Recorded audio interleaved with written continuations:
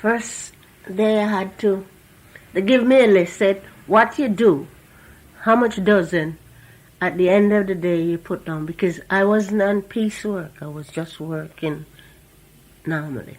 Mm-hmm. So they gave me the thing, so I pulled it out at the end of the day, and this woman was next to me. She's peeping to see if I could write. So she called the other lady next door to her. She said, oh, she's writing. The other one said, oh, can she read?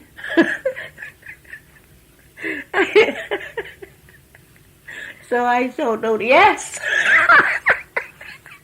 She turned red.